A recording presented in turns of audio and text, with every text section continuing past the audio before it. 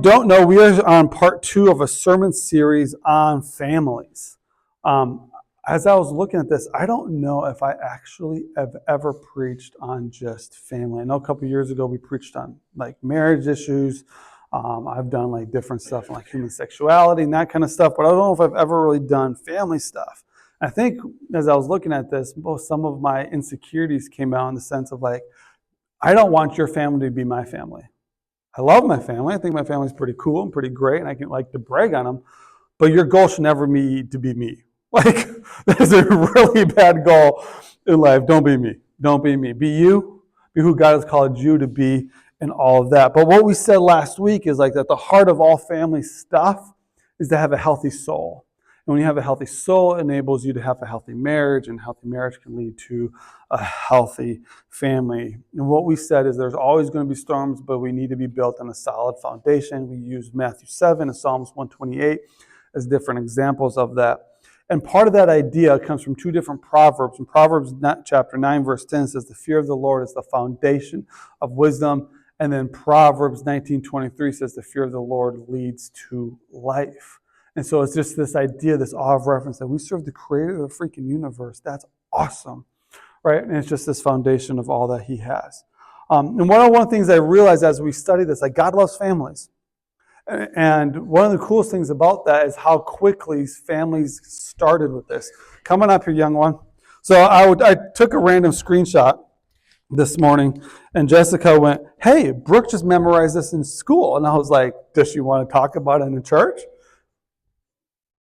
Yeah? You ready? Sure. Okay. That sounds weird with 2 microphones. All right. Genesis chapter 1, verse 26. There you go. Then God said, let us make human beings in our image to be like us. They will reign over the fish of the sea, the birds in the sky, the livestock of the wild, all the wild animals on the earth, and all the small animals that scurry along the ground. So God said, created human beings in his image. In the image of God, he created them. Male and female, he created them. Then God blessed them and said, be fruitful and multiply. Fill the earth and govern it. Yeah. Govern? Mm-hmm. And govern it. Reign over the fish of the sea, the birds in the sky, and all the animals that scurry along the ground. You go, girl. Is it scary talking in front of people? I mean, I did it when I was like 3 or 4. Oh, show off. I didn't do it when I was 3 or 4. So, good luck with that one, Jessica. So you're amazing, Brooke. That's awesome. Well, we're done now. But here's the greatest thing about this. Here's why I read this. We see the family structure happen before even Satan came in and tempted Adam and Eve. Like, that is how long God has been like, hey, I love families. Families are amazing, right? So a lot of times I think when we get this idea that like, does God care? No, God cares. God cares so much that he created the family principle way before anything else. It started right away. So what we're going to do is we're going to look at parenting today, next week, and then we're going to hit marriages the week after, and then maybe we'll do one more of like overall point of view of it. What we're going to do is this week is going to be about raising healthy, godly kids. Next week is going to be about preparing to let them go into the real world. And obviously there's going to be principles that overlap them all in all of this. And by the way, no, I do not have all these down pat. I do not bet 100% or 1,000%, however you want to look at that, on any of these, and neither do you, and it's okay not to. Give yourself a lot of grace. But I think one of the biggest struggles that we have as parents is trying to balance the different worlds that we exist in, right? Since technology changed, they used to say all things change every like 10 to 20 years, and it's like every generation things shift. No, it shifts every like 3 to 5. Right? Like every couple years, things shift. We have whole new languages with Cap, Skibbity, Sigma, Riz, Ohio, whatever Ohio means, like, right? Like we have all these terms. That just started like a couple years ago. In about 2 years, it'll be gone again, or maybe even by next year, there'll be a whole different word of languages that come up. No cap, friend. Like, right? Like just stupid stuff. That means no lying. Cap means lying, by the way, like if you don't know. And Riz means cool. Like all this, it's just dumb. But at the end of the day, we had this when we were growing up. I used to say bad meant cool. Right, cold meant hot. First time I met Tina, like, dang girl, you cold. Like, it was a good thing. Like, I should have learned proper English, but I didn't, So, leave me alone. But times have changed, right? We used to have to entertain ourselves for 3 hours by talking to the back of box fans. Remember those things? Those things were awesome. That was our entertainment, right? Parents are like, go entertain yourself. What are you going to do? There's a box fan. Talk into it and see what happens. That was it. Right? Like things have changed, right? So I grew up in Colorado. Here, the curbs are like at a T almost. For some reason, we had curbs that were like this. And that was back in like the BMX riding days, y'all. Dude, we jumped those things all the time. I busted so many tires and rims and so many stupid stuff just... Why? Because we could. And there was no helmets, right? There was no bubble wrap. If you wore a helmet or any kind of protective equipment on your bike, you're immediately like made fun of, ostracized, and it was encouraged to make fun of kids back in the day. Like, right? Like, life was different. So many times, though, I think I realized as a parent, having a 16, almost 17-year-old girl and having a 5-year-old little girl, you realize that Kenny Chesney was a really wise theologian in his song when he said, don't blink, right? Because the days are long and the years are fast. It's so true, right? Here's what he says in his song, Don't Blink. I'm not going to sing it. I'm going to say it.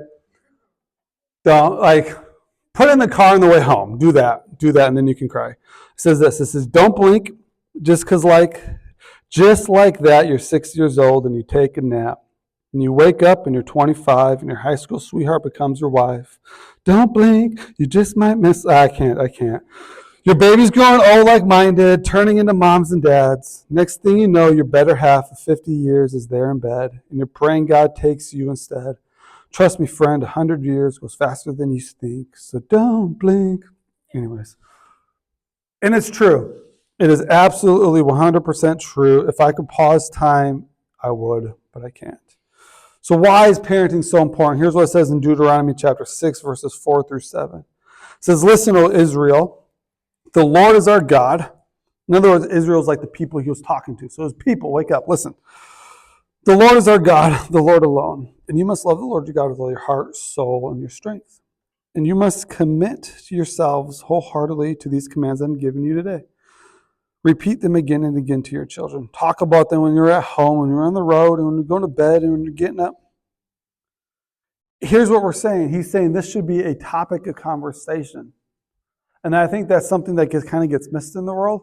I have never, this may sound really bad, I have never sat down around the dining room table and pulled out a devotional book with our family. It don't work. Like, at least for our context of our kids, it would not work. They would start making fun of me in about 32 seconds. But what we do is we talk about life constantly and consistently throughout the day. So we don't need to force the subject. So here's what we're going to do is I've got 2 facts about kids in general, 5 bad things, and then 7 good things. And what I'll do is I'm going to talk way too long. I know it. I should have split it up into 2 sermons. I'll list all the bad, all the good on our social media page, and I'll post them so you can go in there and get them. A couple things about kids. Kids notice everything. They see, hear, remember, and repeat. They will see everything, hear everything, remember everything, and repeat everything. And everything they remember is all the bad stuff that you've ever done. They never remember all the good things that they'll do for you or that you do for them. Just deal with it. Mine do it, yours does it, all the world. And this is called, in the counseling world, this is called the family of origin. From everything, from how we unload the dishwasher to how we do laundry to how you budget and spend money, how you hang out together, if you hang out together, right? Like all this stuff they actually do And remember, there are thousands of little messages written on our hearts without even trying. And it's not just your family, it's grandparents, aunts, uncles, people you hang around, people the kids hang around all the time. I remember this was 10 years, 15 years, not 15, 10 years or so ago. We're driving the car, Jack and Ruby are in the back seat. And Ruby goes, Dad, did Jack call me a bad word? Oh, crap. Jack, stop it. Ruby, what'd he say? You ready? Dad, he called me a Democrat. That's hilarious. Like, thanks, Grandpa. Like, you know where that came from. Like, right? Like, they pick up on every little thing. But what makes life an adventure, guys, is you married somebody with a lot of different backgrounds that you did. So you loaded the dishwasher one way, and your spouse loaded the dishwasher the other way. I wonder who's going to win out. But we have to be aware of these things because we can be really naive of so many different things. And what we do is this idea, we've all done it, and we all subconsciously do it, is our parents were extreme with something, and we say never again, and so we will be extreme the other way. If your parents are super controlling, there's probably a really good chance that you fall in the other aspect of that control issue and or function. And it's just this simple idea of like, if they're going to hear everything and see it all and remember it all and repeat it all, there's no need to try to hide stuff from them because your kids pick up on it anyways. The second thing about our kids is we are the primary author / and or protector of your kids' hearts. We don't let culture, school, society dictate what is okay for our kids. In saying that, we need to be way more concerned about the conversations we're having inside the home, not outside the home. I get a lot of people that are really worried about things that are happening in our culture, in our in our society. But I'll say this, when you're confident of what is happening inside the home, it makes everything outside the home a lot less scary. Right? The reason why everything outside the home seems so chaotic and nuts is probably because you're scared and you're really insecure and not very confident of what's happening inside the home and the conversations that you are having. I never have once worried about our school teaching our kids anything, like birds and the bees and stuff. Why? Because we had those conversations way before the school ever did. Like, way before. In fact, it was hilarious. In middle school, when they finally really get into like the weeds of all this stuff, the teacher who did it told the kids, go home and tell your parents. And he goes, I never actually thought he would, because Jack comes home and goes, look what we talked about, blah, blah, blah, like just spews everything from a 7th grade perspective or 6th grade or whatever it was. Took a video of him telling it to us and sent it to the teacher. And he was like, I never thought that kid would actually do it. I'm like, dude, you tell Jack to do anything, he will do it. Anyways, right? But here, it's the idea of having a healthy soul. So here are 5 gauges to kind of see if potentially our souls are a little off. All right, here we go. Here's the nuts and bolts. Number 1, we will use our children's talents and accomplishments to impress others people. This is a real term. In the Hebrew, it's called Facebook and Instagram. In the Greek, it's called social media. It's not, that's a dumb joke. The real term is called vanity parenting. That's a real term. Counseling uses it. It's a real thing. It's a real term. It is a real issue. And what we do is we compare our strengths to other people's weaknesses, and we'll compare our weaknesses to other people's strengths. And it is not good. Right? Because here's what we do. We tend to think if my kids are successful, that means I'm successful. If my kids are getting all A's in school, which would be nice if they actually gave out grades, then it means that I'm doing something really well as a parent. That's a faulty belief system. And by the way, that is a lot of pressure to put on an 8-year-old.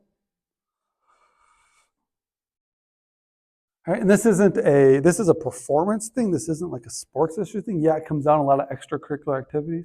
But I've seen some pretty crazy math-like people in the world too. Just saying. Number 2. We'll try to get through this quick. We create environments for our children to succeed rather than teaching them to succeed in environments they cannot control. Billy didn't like my 3rd grade teacher. So what did he do? You walk into the principal's office and you go, get Billy a new teacher. His teacher is the worst. What are we doing? We're creating the environments to make it as easy as possible for our kids, rather than having hard conversations with our kids to work through difficult environments. By the way, if you're worried about a third grade environment, I'm just letting you know right now, 10th grade is harder and 22 is even harder. Just a heads up. Right? And this happens all over the place, right? Just this week I was having a conversation with a couple people, and they were teaching a sport in town. And they said, yeah, the last couple of years, we're going to have to break it to this group of parents, because we had a whole group of parents, and they said, these group of kids have to be on the same team together. Why? They have to be. They're all friends. Okay, that's fine. But eventually, they all can't be on the same team together. Right? And so this year is the year that they're going to have that conversation with those parents. Good luck. That's why people don't want to coach. But our first response to difficult situations should not pull our children out of them or out of these situations. But what this actually means is that teaching our kids to work through these conversations actually means that we have to be healthy ourselves. And I think what happens is we don't start with a healthy soul. Our hearts are broken. And so we do things as easy as humanly possible to get them done so that we don't have to deal with the harder things, even in our kids' lives. So we just create things the easiest way possible. One of the things that we've done at the dinner table, our kids hate this, and honestly, if you've ever known my kids, they love to talk, so this normally is not an issue. But instead of just asking my kids, hey, how'd your day go? Fine, you get one word answer, so that'll last the whole 2 seconds. I asked them two things. I go, what is one thing you learned today? What is one thing you had fun today? Like, give me one thing. Like, it doesn't have to be a serious thing, just one new thing. Can it be about a friend? Yeah. Like, great. Let's hear about so-and-so, drama with so-and-so. But here's what I've realized. If you try to wait till your kids are 16 to have hard conversations with them, they will never do it. You better start young. You see, knowing what is happening at the park and intervening are two different things. We learn thousands of life lessons on a sandbox, at the playground, working through lots of little struggles along the way. But we'll never learn how to work through them if we don't. Right? If anything, I think sometimes I've probably been guilty of doing too much. Right? I remember when I got the amazing opportunity. I don't know. I coached middle school, 5th and 6th grade football, kind of coached, helped. And one of the practices, one of the last practices, they're doing like a chasing drill where they teach kids how to actually tackle. And my kid was cheating the system. So you have to run to the side, you pump your feet, hit the ground, pop back up again. And it's the kid that's not in the room, by the way. So we can talk about him, right? Anyways, I'll have to take him out to eat this week now. But anyways, so he was pumping his feet, and you're supposed to hit the ground, pop back up again. First time I saw him do it, because I'm the dad, I'm watching my own kid a little bit. So I'm doing, he goes about halfway down, if that. Hey, Calvin, get your butt, do it right. Fine. Next time he does it again, does it about 3/4 of the way. I go, dude, next time I make you do push-ups. Next time, sure enough, same thing. In front of everybody, Calvin looks at me, push-ups, 5 push-ups. It's not like I made him do 30, you know what I mean? 5 push-ups, guys, right? But what do? This is why things are so great, because we have to create environments where things are a little bit difficult, a little bit challenging. Number 3, we give too much privilege and not enough responsibility. This term is a real term. It's called prolonged adolescence. You ever see 30-year-olds still function like 15? All right, they buy 38 different pairs of shoes every single month. Why? It's because of how they're raised. Lots of privilege, 0 responsibility. They're ill-prepared for real-life decisions. We all grew up different, right? Right. Okay. One of the things that I can say about my parents, especially my father, is that he prepared me for real life. I could function and live on my own by the time I was 18. I had no problem doing that. Now, at the same time, he was probably so harsh that once I moved out, I was like, I never want to come back. So you can't base your entire parenting off of this one issue. Because you don't want to ruin the relationship either. But we have to make sure that we are balancing these things and giving our kids different types of responsibility. We'll go over that here in a little bit.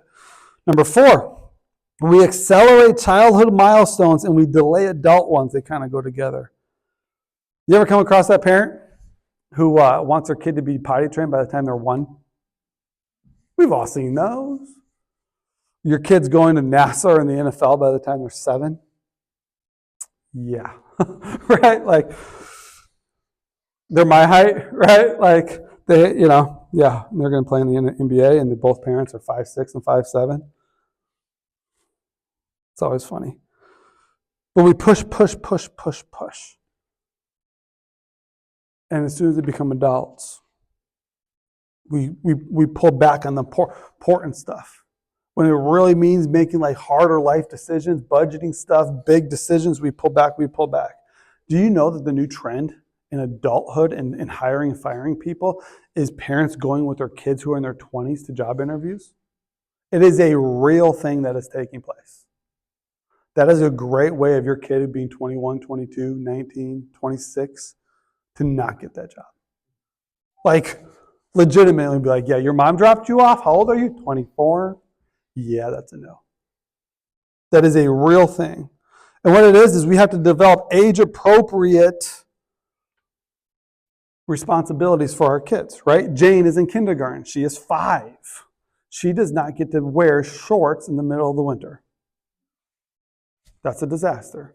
If Jack wants to wear shorts in the middle of the winter as a high schooler, good luck, freeze, I don't care. I think you're dumb, but have fun, buddy, right? Because they're wearing like the Larry Bird shorts now. Back in the day, they were down to here. And you're like, cool, dude, you're essentially wearing pants. In fact, we wore 2 pairs of shorts. Why? I don't know, but I did it. It was awesome. But I did it. But we have to do age-appropriate things. In the beginning, some of this is easy. When they get older, it's tough. Honestly, the tough ones are friends. Dude, we got a kid in the neighborhood. He's been suspended 4 times from school this year. Like, you're like, it's been 2 months. Yep. And it's all because of the stuff he says that come out of his mouth. So every time our kids, like 3-4 times a day, he'll knock on a door. You want to go play at the park? Want to go play at the park? Want to go play at the park? And I'm the dad that's like, dude, get to the park, get off the Xbox, get to the park. But if they walk to the park, he's there. What do you do? It's middle school. Okay, you got to start figuring out some of these things. You got to start choosing things. Just because you're friends with them, you don't have to copy him, mimic him. You don't have to say the stupid stuff that he says. All this sort of things. But what we have done is we've gone to the extremes. Old school, right? Tina's grandparents. This was their story of their grandparents. Her grandpa just died a couple months ago. He picked up his high school sweetheart from the home, like the day before after graduation, drove her to his house, and they never left. That was her life. She started having kids instantly. Like they graduated from high school, got married, had a career, started a family within the same month. Like, boom. That's a little extreme. We probably don't need to go to that extreme. We don't need a bunch of 18, 19-year-olds. That'd be pretty scary, right? But what we've done, because of, again, the pendulum the other way, we've just swung things and we've delayed adulthood. Number 5, we treat our kids like little children until the day they move out and expect them to act like adults. Again, this is kind of part of the same thing. They kind of flow together. We wrap them in bubble wrap to the day we drop them off at college and go, well, you're an adult now, you can do what you want. This is really common, by the way, in church world. It just looks a little different. We dictate what our kids listen to. We dictate to friends. We dictate they have to be home by 10 o'clock because nothing after 10 happens. It used to be midnight, now it's 10. And we dictate all of our kids' choices, even into like the teenage years, especially in those years. And then we're like, well, you're 18 now, you can do what you want. We've strangled them for so long that they've never learned how to do anything for themselves. And then as soon as they have freedoms, they explode. Now they're 13, they shouldn't probably be choosing what you have for breakfast because they will have like ice cream every day, right? Like, let's just not be real here. Like, you're still the parent. You control the pendulum. You dictate the road that they drive on. The better way of looking at this, big picture wise, of raising godly kids is from control to influence. If you really want to look at this one way, look at this from control to influence, right? Most of you know I have 3 boys. Hygiene is an issue. Right? Whew. When they're in elementary school, I force them to shower. Dude, you reek, bro. You were outside for 20 minutes. What happened to you? Like, oh. Right? Like, you've been there where they walk by, and 5 minutes later, you're like, why does the living room stink? Oh, yeah. Right? We've all been there. So you force your hand when they're younger. But dude, if Jack wants to rake, cool with me. Why? Leave his girlfriend, leave him alone. Perfect. I think that's great parenting. That's right. Like, that's great parenting. But we slowly replace control with influence. Honestly, I think this idea of actually living this out is probably the scariest thing that we will ever do as parents. Because you know your kid's leaving the house on a Friday night will never get easier. It never does. Like, being a girl dad is the scariest thing that I will ever do. It is no joke, and it is a different ball game. It's so weird. I don't worry about Jack. My dude, you want to get arrested? Good luck. I'll pick you up on Monday. Like, no, I won't. That's mean. But like, he's not. But like, being a girl dad, that's just a different ball game. Yeah, every time she walks out of the house, I'm like, oh my gosh, who am I going to shoot today? Like, I got people that help me bury bodies. You know what I mean? We're good with that. She knows it. We're fine. It's just the way it's going to go. Like, but I can't lock her up even though I want to. Right? I want to lock her up, but I can't. The older they get, the bigger the road we let them drive on. Right? The bigger the road, the older they get, the bigger the road we let them drive on. The more leeway we have to give them. Because whether you like it or not, there's going to be a day where they're not in your home. And obviously, the younger they get, or different things, you have to have standards. You have to have standards. For us, dude, we've kind of said, hey, Sunday mornings for us are going to be important. There's going to be a lot of things that you want to do. Sunday mornings are important. Last night, one of our kids was invited to a sleepover. Like, hey, we'll pick you up. So sure enough, 9:30 at night, I'm like, crap, I have to drive 30 minutes to pick this kid up from a sleepover. Like, granted, we could have did it this morning. It was 30 minutes away. Who wants to do that on a Sunday morning? Not me. So we've said certain things, right? We've said, hey, our basketball season is coming. I got 3 kids. 2 of them in club and 1 in high school. I was like, last year stunk. 3 in club was a disaster. We said, hey, you get 2 Sundays. What? You get 2 Sundays. That's it. Hopefully the schedule. And what if I have to miss more? Then you miss more. You're not going to miss practices. You can miss games. But that's not fair. I don't care. But what if my coach doesn't play me as much? Too bad. Why? Because your spiritual health is important. That was just a standard that we set. You don't have to. Again, you don't have to. But we just said, here are some things, guidelines that we do. We've said no to certain things, like certain sports. Like, well, it's only 6 Sundays. Well, that's fine. But then the next one is also 6 more, and the next one's 6 more too. You have to understand, if we mess this up, if we mess up this big over idea of control to influence, your voice in your house when your kids are 30, you will lose all impact in their life if you mess this up.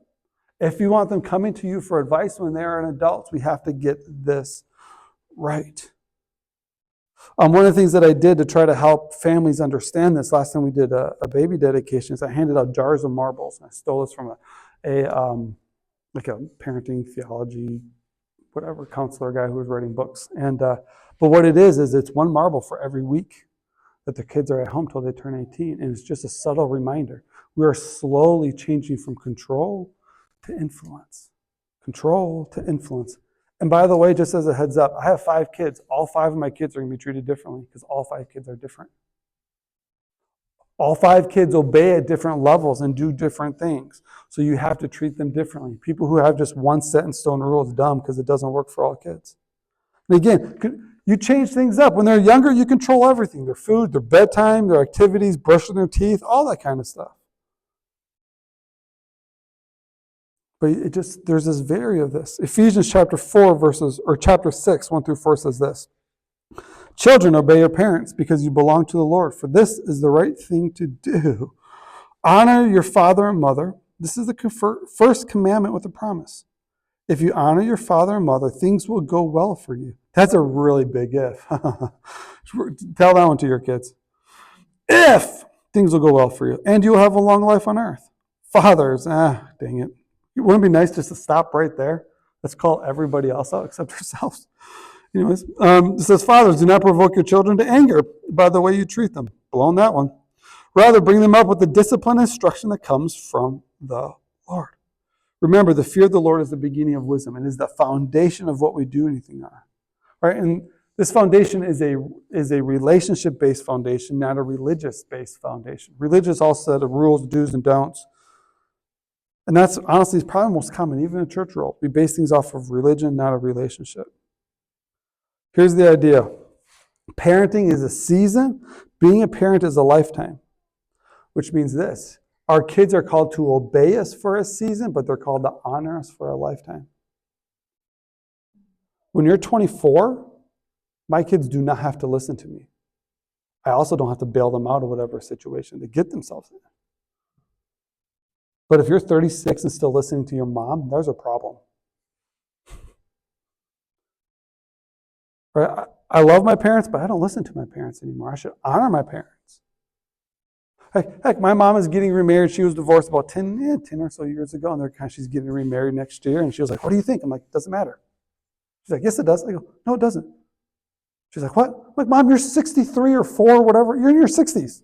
I don't even know. Who cares what I say? She's like, what? Mom, you're in your 60s. Do whatever the heck you want. Like, leave me out of your decision-making process. I'm going to show up, have a great time with you, celebrate whatever decisions you want to make, but do you want to? She goes, yeah. Then do it. You're in your 60s. Stop asking me for advice. Like,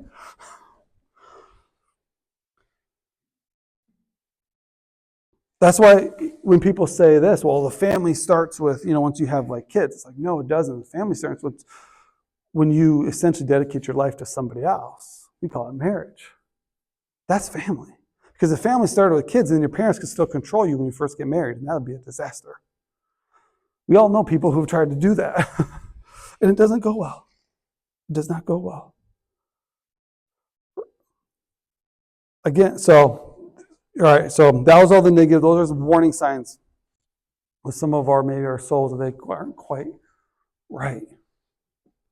All right, here's the good. Here's some handles to help us walk through this. Number 1 is this. Love Jesus for yourself. You got to love Jesus for yourself. I need my kids to have their own faith, not my faith. I better live it out and not shove it down their throat. Here's what I have realized. If it's lived out properly, your kids will want it too. Like if you don't live your own faith out, why would your kids want faith? If it hasn't changed your life, why would you believe that's going to change their life? Live it out for yourself. Right? Part of this is, honestly, as adults, as parents, pray for your kids. Now, granted, again, guys, I don't make our kids huddle up in a circle. We don't hold hands and pray for them every day before school. It just wouldn't work in our context. It just doesn't. Maybe it does for you. If it honestly works for you, do it. For us, it doesn't. Here's what I do. All of our kids leave at different times.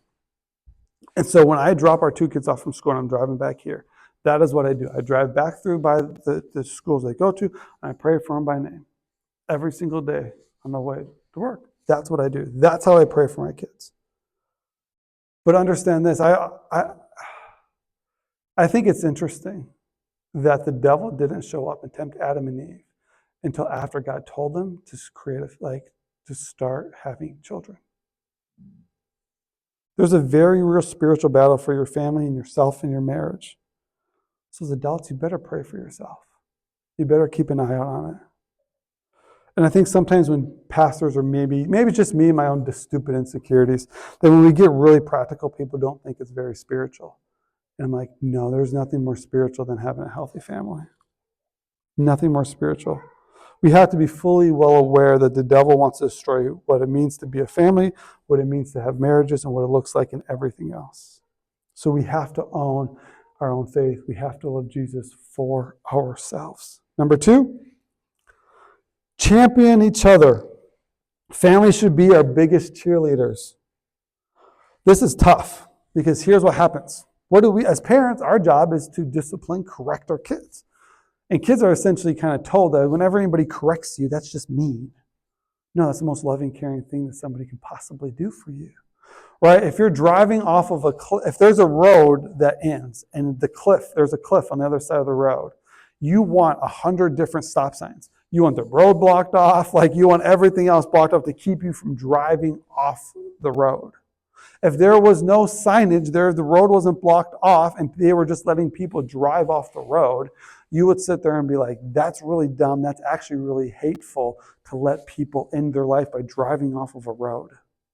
But this is what we do. Well, in the name of love and care and compassion and being kind and nice, we have let people without any kind of roadblocks do whatever they want. That's not okay. So as parents, our job is to correct and be like, hey, that isn't a good way of saying that. Well, we'll say it this way. Oh, that way is better, but that's not what you said. You said it this way. There's so much negativity outside the home shouldn't be having that place. Sarcastic comments can get out of hand really quick in the home. They're really quick.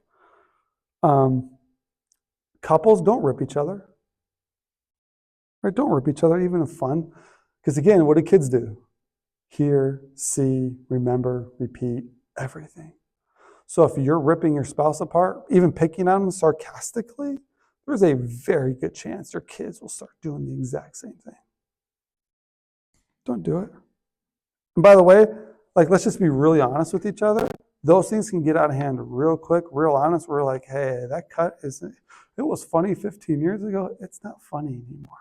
It was funny the first time, but now it's just mean after the 100th time. Home should be the place where we champion each other, where we build each other up, where no matter what takes place at school, at the playground, wherever, you can come home and it is a place where people are going to champion who you are, even as we correct and challenge each other. Number 3, offer tons of grace and don't repeat mistakes. Do your best. This is hard. Tons of grace. This is hard because I don't know about you, but my kids haven't cleaned their room 14,000 times when I've told them to. So it means I have to tell them 14,001 and 2 and 3. Hand out lots and lots of grace. We get this idea that all dishonor and disrespect, just I don't want respect, don't dishonor me as a father, blah, blah, blah, all this stuff. It isn't about kids making mistakes. It's doing your best not to make the same mistake over and over and over and over again. One thing I've learned is this: a sincere apology goes a long ways. A little compliment, a little thanks goes a long ways. Offer lots of grace and do your best not to repeat mistakes. Number 4, work hard and play harder. Having fun is great, but you got to work hard to get there. Anything worthwhile is going to take hard work to achieve it, which means if you want to take a vacation, it's going to take some hard work to save up to go. I'll say this: getting outside and being active is even better. It's great. No, you don't have to look like The Rock, right? People here be like this idea of getting in shape and you turn it on and it's like some health fitness guru and you're like, never looking like that. It's like, no, you're actually going to eat real food. That's never going to happen because they're going to eat a burger and they haven't seen a burger in years. Maybe they need one. But you have to at least be physically fit enough as a parent to keep up with your kids. If you're 600 pounds and you're trying to tell your kids to get in shape, that's never going to happen. I'm just being honest. You know what I mean? So you have to at least be active enough to do things. One of the things that we did that actually I miss is over COVID, there was nothing taking place. So we did forced family walks. It was fantastic. With all the people on the road, people are scared of us. It was crazy. Anyways, right? We grab a football and we're We did this, we had the same little walk that we did. And pushed Jane in the stroller, and we're outside, and throwing a football, you're just walking around, and there's 7 of us, so we literally take up like 3/4 of the road, right? But it was just like, why? Because there wasn't a good thing going on. We went to the track all the time, we did all this stuff. Why? Because there was nothing else to do. It was great. But you're doing it together. Doing it together, right? And it doesn't all have to be physically fit. Dude, I love movie days. Movie days are great, right? Yesterday afternoon, we were sitting at home, we were watching a movie, and I realized our kids weren't sitting with us. So I told our kids to get off their lazy butts downstairs playing the Xbox and come upstairs and sit on your lazy butt. Why? We're watching Dumb and Dumber, and that's a classic, and they needed to watch it. Like, there's rules, okay? Like, if your kids don't know Dumb and Dumber, once they hit like 10, 12, once they hit that 12-ish range, they should know Dumb and Dumber. Just saying. And Napoleon Dynamite. Gotta have some foundational aspects of here, right? So yeah, there are lots of Dumb and Dumber jokes in our house, just the way it goes. Number 5, eat and laugh together. Laughter is really, really good medicine. Pull the stick out. I'm just telling you right now, man, we try to control things, a lot of stuff with what our kids say, and sometimes it's doing you a lot more harm than good. The older your kids get, the ratings of their jokes will go up. I promise you that. Okay? Let it happen. You're like, serious? I'm like, yeah. If you want the conversations to happen, you're going to have to be willing to let some things go. I cannot count how many times we've had teenagers in our house that are talking about stuff. And this is what comes out of their mouth. Don't tell my parents. I hate it and love it at the same time. I hate it that they're saying it at our house, and I love it that they're saying it at our house. I wish they'd say it in their own house. Honest to God, they should be having these conversations. They should be talking about things with their own parents, not with me. But there's stuff that's going on inside their home that they don't feel comfortable talking about. Pull the stick out. Pull the stick out. If you want your kids to talk to you, you have to be willing to meet them where they're at. All right, a couple months ago, we had a couple of Jack's friends come over. This was just random on a random Saturday. Next thing you know, they show up. I don't know what they were doing. No idea. And anyway, somehow it happened to where his girlfriend came home from volleyball, and that was the day he was going to ask her to homecoming. And they're like, let's do it. So then they got dressed up in these stupid, ridiculous outfits and stupid stuff. I have no idea how, whatever. And rode their bikes down there and all this stuff. Anyways, long story short, the parents were there picking her up, and they went, why don't you come over for dinner? Jack is like, okay. His friends are like, His 2 buddies came back to our house and ate dinner with us. Without him, by the way. Like, all right, come on over. Let's go. And in the middle of this conversation, they're here at our house. They're talking about all high school things. So we'll put it this way. They're not G-rated or PG-rated, okay? Words are being said, conversations are being had, things are being talked about. I just was my normal self and decided to say something. The next thing you know, pregnancy got brought up. Birth control got brought up. And I was like, well, that's not very effective, blah, blah, blah, blah, blah. Somehow I said something along the lines of like, it would have been a lot easier, or wouldn't have been a lot easier to keep the gun from going off than trying to stop the bullet from like stopping once it leaves the gun. Talking about birth control and, and things along those lines, right? They lost it, by the way. Absolutely lost it. Because why wouldn't you? They're 14-year-old. Like, did you just say that? First words out of their mouth. I thought you were a pastor. It's like, I am, but if I have 5 kids, I still know how this thing works, y'all. Like, what? Oh my gosh. So anyways, every time I see these kids now, I just go, and they do it right back to me all the time, right? Because that's the role that they have. That's freaking hilarious. Yeah. But those take time to develop. That takes time to develop. That takes relationships to be formed. That takes letting kids cuss and swear around you and not correcting them all the time. It just does. You may not like it, but it's true. All right, number 6, take responsibility for your own actions.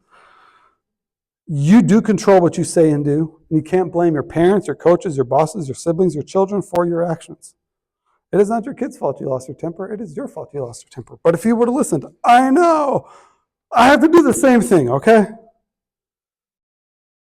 The future is yours. How much do you want it? Shows up how hard you're willing to work for it. I tell this to my kids all the time. You want to achieve something great, you're going to have to work really hard. You want to go work for NASA? That's not easy. You know what I mean? It doesn't matter what it is. It's not easy. It's not easy running your own business. It's not easy being a good parent. It's not easy. All right, I told Jack the other day, I said, I don't know, we were driving somewhere. I'm like, dude, it's easy to keep a girl. He's like, it isn't? Or it's easy to get a girl. It's like, it's hard to keep them. Keep them happy, right? That's hard. That's hard. How much do you want to have a successful, godly, welcoming environment in your house? It's up to you. I heard this phrase this week. It says, we are born looking like our parents, but we die looking like our decisions. I was like, oh, snap. That's serious. Number 7, live in the moment, embrace today. Tomorrow's not promised. Today is October 27th, 2024. I said this quite a bit, but you will never get today back. You get one today. Make the most of it. If there's something that you've seen, you're like, oh, I've done that a little bit. I've done that a little bit. I've let my parents impact my parenting too much. I've let their good and bad choices impact me. To the point where I haven't done enough work to try to figure out how I really want to be as a parent. I've let my kids do this, or I've done this, or I really wish my marriage would change. Well, then do something today about it. Embrace today. We live in a world where right, it's this.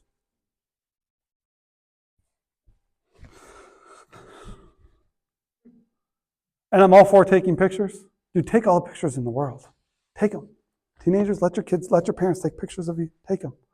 But don't be so consumed where you miss out on amazing moments in life by this. Gotta find a balance. It's awesome that you can have thousands of pictures stored on your phone. How amazing is that? That's awesome. It's awesome. But man, sometimes it's fun just to be in the moment. It's just fun just to be in the moment. Embrace today. Listen, God's plan for your family is perfect. Understand that? But your family is not perfect.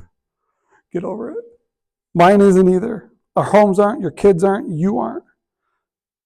We're just trying to build some solid walls for our home. The foundation is always going to be what the foundation is. We're just trying to build some solid walls. Because remember, the root of all this is a healthy soul tied to a healthy marriage, having healthy families. And all of it's based on having a personal relationship with Jesus, who created the universe. Honestly, at the end of this thing, it's all about creating the most healthy environments that we can. That takes time to develop. That takes putting how things function in our homes growing up to the side and being like, was that the best way? And there's always good and bad from it, by the way. Never throw everything your parents ever did out the window. Because there's a reason why you are who you are today. But it's okay to look at it and go, man, they didn't. There's things I like this, but not so much this. And that's okay. It's about creating the healthy environments for your own life. Because I promise you this, with the right environment, you'll be able to make the harder decisions and have the tougher conversations. Because you will. Those tough conversations that everybody else says, how'd you do it? It's so hard. Just talk about it. What? Yeah, just talk about it. Jane, a couple of days ago, I don't know what happened. I think we're getting dressed and someone pulled the pants up too high or something. She goes, oh, careful, that's my penis. Jane, you don't have one. She's like, what? I don't? No. She's a girl. What do I have? It's a vagina. Oh. And we talked, this conversation was said around another one of our kids. And the kid looked at me, you can't say that. It's just a body part. Oh. Well, are you allowed to say fingers and toes? Well, yeah. Okay. They're just body parts. Oh. But we've elevated things so much, you're like, oh my gosh. Right? Like, to where we just freak out about things. And we're like, that's so weird. It's not. We've made it weird. We've made it weird. So our take home is simply this. What's the environment in your house? What is the environment in your house? Because honestly, don't blink. Don't blink. Because you're going to wake up one day